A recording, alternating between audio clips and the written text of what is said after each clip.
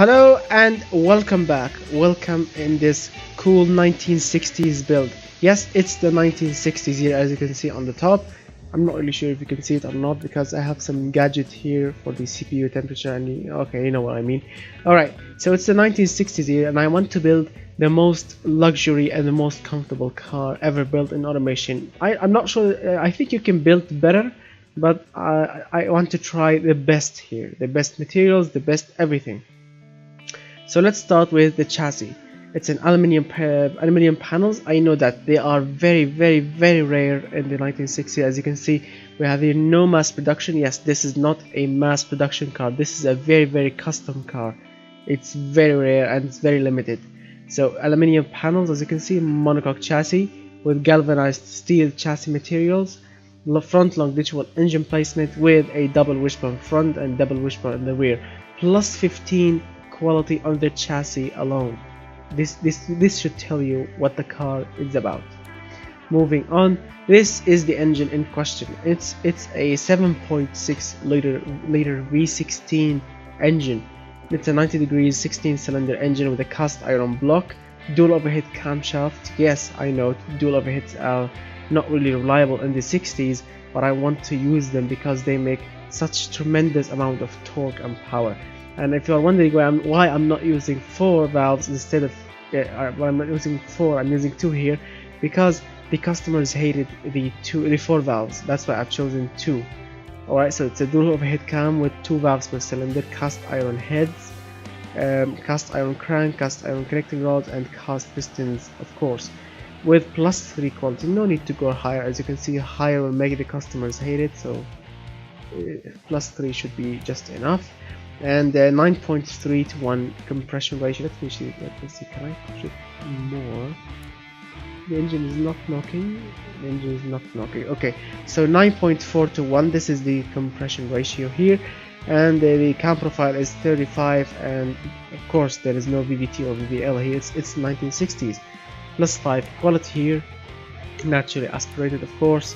4 barrel carburetors. Yes, originally I wanted to use the DCOE, but the customers hated it, so I've chosen the 4 barrel carburetors. As you can see, I'm using a quad setup, quad carburetors, quad 4 barrel carburetors. This is extremely expensive, as you can see, and it makes a ton of power, and it delivers so much amount of fuel that it makes the engine run happy without any problems. As you can see, I'm using standard intake manifold with standard intake system. Super leaded 98 octane fuel. I know it's a little bit too much, but 98 is great for this kind of setup because I want to get as much as room as possible to make this engine powerful and torquey and happy for these customers. Moving on, I'm using a lean air fuel mixture, as you can see, for 14.6, which is lean because I want to make this engine I want to say efficient, but as you can see, it can get 19.1 in the 1960s, which I consider it really excellent. The ignition time it is 67. That's what the customer wanted, and I stick with it. And as you can see, now we are maxed with all the octane available. 5,600 RPM is the limit. 0 quality because more. Well, actually, I can push it a little bit more. Okay, so plus 2 quality here. That will make the engine more reliable and better in every single way. Let me see if I pushed no, the customer can hear it this way, so a little bit of ignition timing. Alright, so a little bit of ignition timing, 68 now, with plus 2 quality here. Short cast headers with dual exhaust pipes, 76.2mm on each exhaust pipe or 3-inch exhaust pipe. No catalytic converters because we are using leaded fuel. Reverse flow quad mufflers here because we have two exhaust pipes. Plus 15 quality, yes, on the exhaust because they wanted the engine to be quiet. As you can see, 23 is I think it's quiet. It's very quiet, especially for a V16 engine.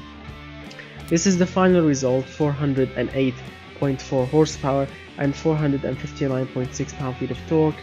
The engine is extremely smooth. It's not really responsive, but I consider it good. It's very quiet. It's you can say reliable, you can say not reliable, but 42 in the 60s is, I consider it good, not bad. The service cost is a little bit high because hello, it's a 16 cylinders. You need 16 spark plugs, 16 plug wires. The distributor is, I think it's very complicated to make, and you have magnetos and everything, and the 4 carburetors, and what else you have dual overhead cam. So yes, as you see with the service cost, it's a little bit gigantic. The fuel economy is, I think it's great, as I mentioned, 19.2% in the 60s for a 16 cylinder engine, for a 7.6 liter V16 engine in the 60s with the carburetors on the top. Wow. 97.8, nearly all the octane. The emissions are toxic, of course, because I'm using leaded fuel. Leaded, as we all know, is very toxic fuel. The engine is extremely heavy, nearly half a ton. And the material cost is acceptable. I know that the man hours and the production units and the engineering time is a little bit high, but remember, this is a premium luxury car, which means you can ever get in the 60s. So yes, I consider it. And this car is not mass production car. This is not a mass produced car. This is a very limited and very custom car. So let me show you the engine that we are talking about. Look at this massive beast here. Let me show you the insides. Look at these cast 16 cylinders dancing up and down.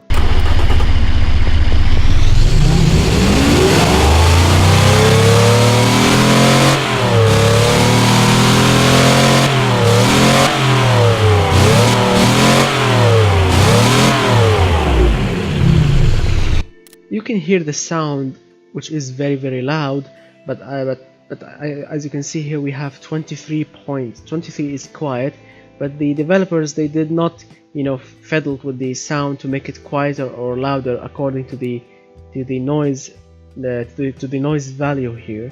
So yes, they should fix that in the future. When the engine has low noise value, the engine sound should get, quieter.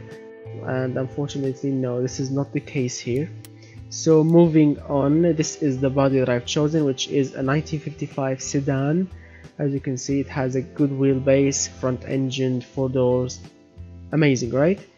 +1 quality on the body and the fixtures. We can push it to +2, maybe +3. I'm not really sure if it will affect, if it's working or not. Moving on, this is the color in question. This beautiful jet black, as you can see, it looks amazing. And these chromy rims, and these beautiful tires here, these door handles, fuel filler cap, these tail lights with reverse lights. And as you can see, this is the name of the car, the Kolar 16, as the same on the top.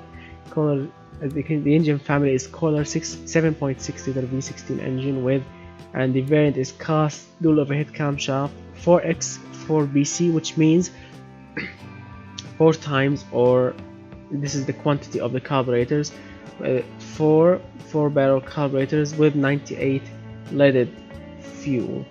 This is the variant of the engine. Now, as you can see, it looks amazing. Look at this antenna on the top here of the hood, or on the fender as you will call it, and look at this beautiful hood ornament. It looks awesome and luxurious. And this beautiful grille, the license plate, the indicators, the headlights, I consider it very great. Moving on, let me show you now. I'm using a rear-wheel drive automatic gearbox with 3 ratios. Yes, my friends, you are reading it correctly, 277 kilometers per hour. This is the max top speed of the transmission. I'm using 28 spacing, so I can get, let me show you, so I can get the best or the lowest 0 to 100 time with the lowest wheel spin as possible. I mean, if I want to go even lower with the spacing, I will eliminate the wheel spin, but I will get extremely high 0 to 100 time. It's like in the 11 seconds. Can you imagine a car with a V16 that can go in 11 seconds? That would be ridiculous. And this is the best on both sides here. I want to make balance between the lowest time here and the lowest wheel spin here. Open differentials, of course, there are no limited slip in these times. +7 quality here. Radial, yes, radial, not cross ply or cross play or whatever you want to call it, because in 1960s the developers allowed the radial tires. I'm not really sure if it's period correct, but I think since they have allowed it in the 60s, so I think it's period correct. It was available in the 60s, but I think these are expensive. And the difference between cross-ply and the radials is very huge. The cross-ply are much more comfortable, but they are extremely heavy. They will make the fuel economy drop significantly. Like as you can see right now, it's not really great. It's 11.8 right now because the car is nearly 2 tons. But with the cross-ply, it will drop to 10. Yes, my friends, 10 mpg. Just changing the tires from radial to cross-ply. I'm not really sure what's the problem here. But radials are more modern, more safe, and they are lightweight. They are lighter and they will live longer, I think. Because I'm not really a cross-ply expert. I don't know anything about them because I did not born in the 60s. But radials are, they are the current tires and they are working perfectly. And the difference here can tell it all. Medium compound, that's what the customers wanted, and as you can see, 215s in the front and in the rear. 14-inch rims with 665 is the tire diameter, with 10 offset in the front and 5 in the rear. I know this is a very weird and very custom setup. Steel rims, +4 quality. Yes, +4, no need to go higher than that. Solid discs, yes, also they allowed solid disc brakes, which is +1. As you can see, drums will make everything worse. So as you can see, solid discs are the way to go here, which is the most advanced options in the 60s. 275mm, which is the maximum size that I can go with. Also in the rear, single piston front and rear. 27 on the pad type. This is what the customers wanted, that's why I stayed on it. 50/50, which is the correct brake base for this kind of setup, as you can see. +15 quality, yes, the best brakes ever available in the 60s, as you can see, and they are still fading and they are still not working very well because the car is heavy and these brakes are not really advanced, so I have to work with what I have. Semi-clad, as you can see, the under tray, which is the most advanced thing in the 60s. Cooling airflow is 55 on the engine, 100 on the brakes. +15 quality here, again with the best aerodynamics. 4 seats, I don't want to go with 5 because 5 will make the customers hated it. So 4 seats, 2 in the front, 2 in the rear. Handmade interior, yes my friend, I'm using handmade interior. And if you want to know what kind of interior or what kind of options this car has, just you can pause the video right now, you can pause it and read, and you can pause it again here, and you can pause it here also, so you can read what kind of option this car has as a handmade interior. Also the entertainment, if you want to know what kind of phonograph or what does it mean, just pause the video here and read it all. And I want you to tell me what do they mean by a record player. I know what a record player is, but what do they mean for a 7-inch 45 RPM records? These are weird for me. If you know what they mean, tell me in the comment section. +7 quality here, as you can see. Moving on, I'm using hydraulic power steering, no traction adds. +15 quality for the hydraulic. So this is the most comfy steering ever made in the 60s, and as you can see, I'm using advanced 60s safety with +12, so the car is extremely safe. If you want to know what kind of safety equipment this car has, also you can pause the video right now and you can read the description for the advanced 60s safety. Also, if you want to know the power steering, also you can pause the video right now and right now, so you can read what are in them. +12 quality, as I mentioned before. Progressive springs, that's what the customers wanted. Twin tube dampers, passive sway bars, pretty much regular. -1.2 degrees camber in the front, -1.7 in the rear. 2.80 springs in the front, 220 in the rear. 180 dampers in front, 120 in the rear. Oof. My throat is getting dry. Sway bars 7400 front, 7800 in the rear. The ride height is 300 millimeters or 302.6, which is high. It's not really low, it's high. Plus 10 quality here. And this is the final results.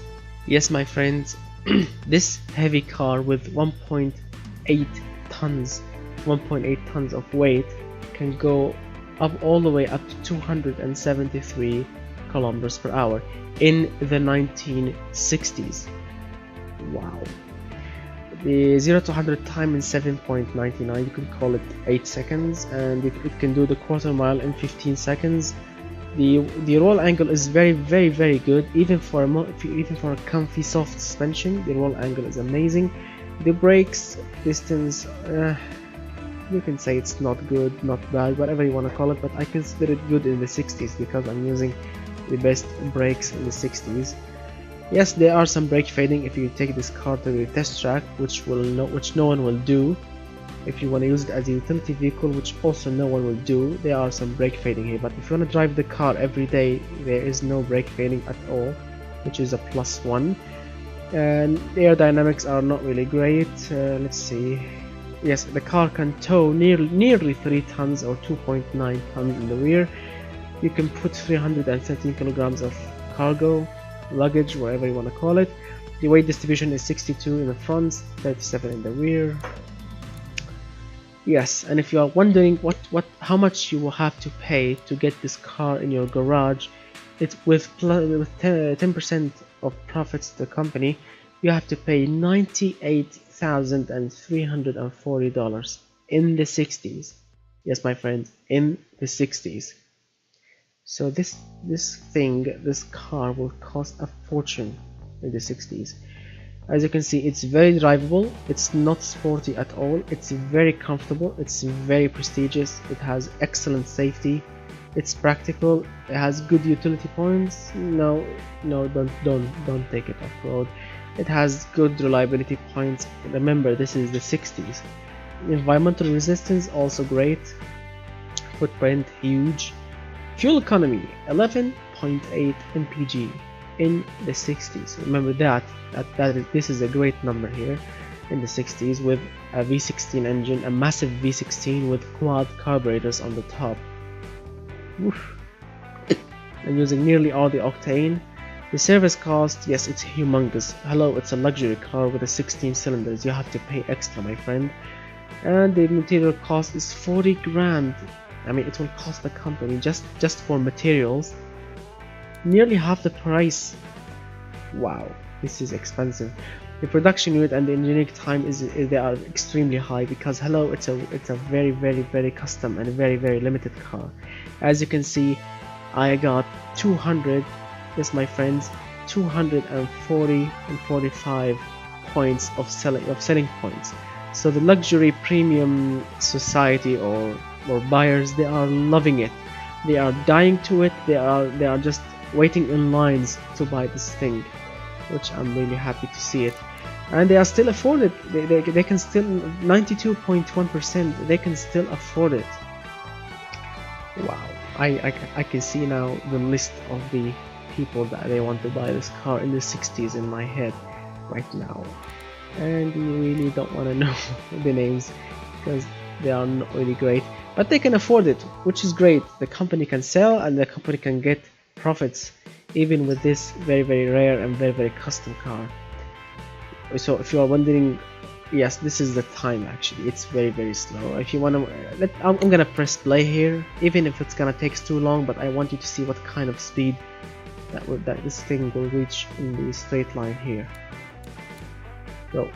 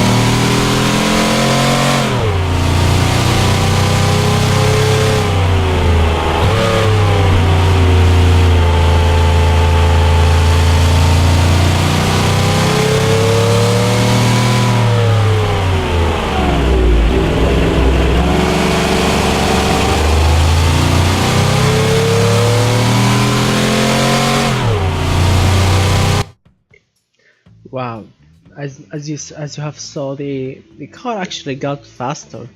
It got near under the 2 minutes 40 seconds. It's now 2 minutes 39.77, which is a +1. Amazing. So as you can see, it's an amazing car here. And yes, I remember. Do you want to see what kind of time this beast here will go around the famous Top Gear test track? Let me show you.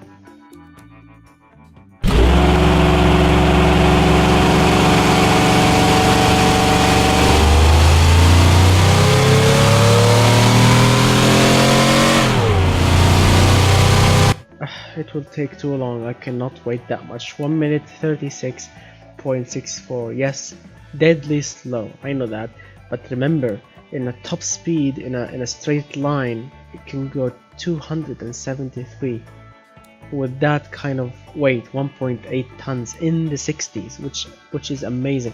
Look at the engine inside. Look at these beautiful 4-barrel carburetors. Four 4-barrel carburetors. Yes.